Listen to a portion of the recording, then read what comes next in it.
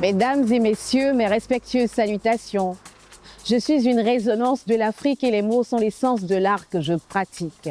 Je me présente à ceux et celles qui croisent ma route, à tous et à toutes. Je m'appelle Ami et je fais ami avec les mots. Je suis cette prêtresse qui tente d'exorciser le monde de ces mots MAUX avec des mots MOTS, l'instant d'un slam, amicalement.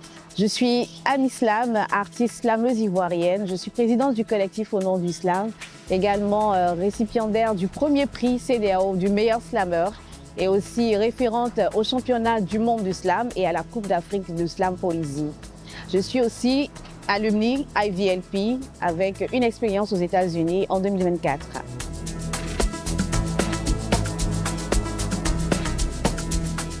La femme renvoie plusieurs images parce que ça dépend de chaque femme, de chaque éducation, de ce qu'elle porte comme combat ou pas. Et c'est vraiment varié. Mais pour moi, qui suis, on va dire, du côté des féministes, généralement, l'image qu'on a de nous, c'est que nous sommes des femmes qui troublons la fête. Nous sommes des femmes qui venons en guerre, voilà. C'est l'image qu'on perçoit de nous de façon globale, alors que ce n'est pas le but recherché.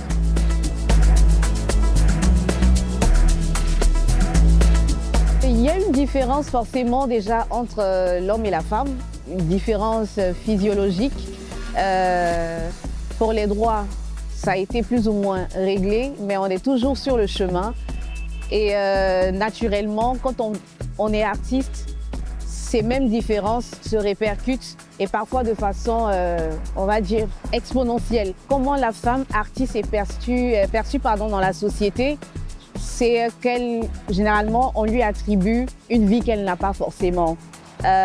Beaucoup de préjugés, beaucoup d'idées reçues et ça entache de façon, on va dire, quotidienne la vie des artistes en général féminines.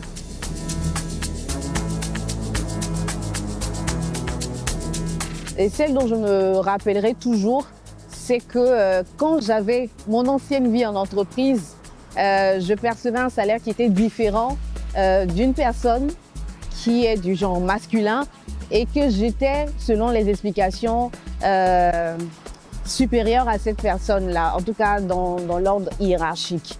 Et c'était une des inégalités, parce que souvent, on nous dit qu'il n'y a pas d'exemple palpable de cette question d'inégalité dans les salaires. Eh bien, moi, je l'ai vécu, donc je peux témoigner. Du coup, je m'en sers comme exemple pour que les gens puissent se rendre compte que c'est une réalité.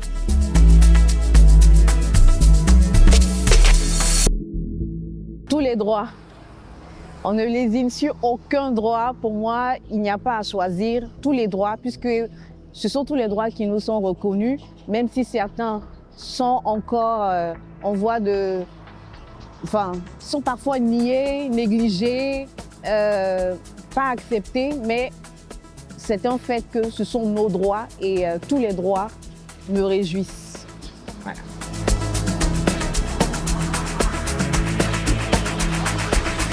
Mon combat au quotidien, c'est qu'on doit respecter l'opinion et le choix des femmes, quels qu'ils soient.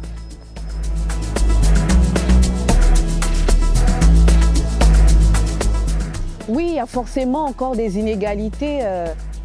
Par exemple, surtout moi qui suis dans le domaine culturel et artistique, dans les musiques de certains artistes, on a encore droit à, comment on va appeler ça, du machisme qui n'est pas très apparent, de la misogynie qui est passée parfois dans de la plaisanterie.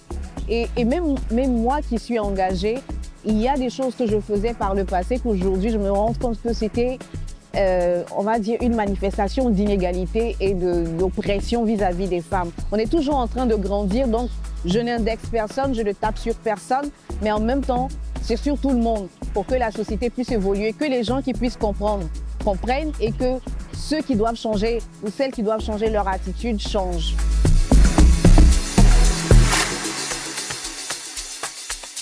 Là, je ne m'en souviens pas. Par contre, je sais que j'ai entendu parler des droits de la femme très tôt.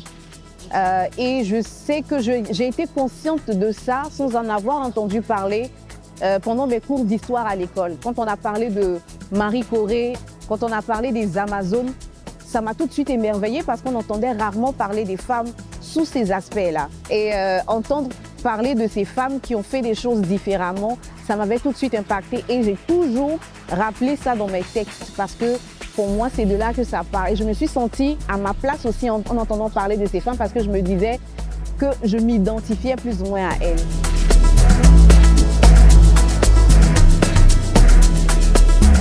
Belle célébration des droits de la femme à vous également et à tout le monde parce que ça concerne tout le monde.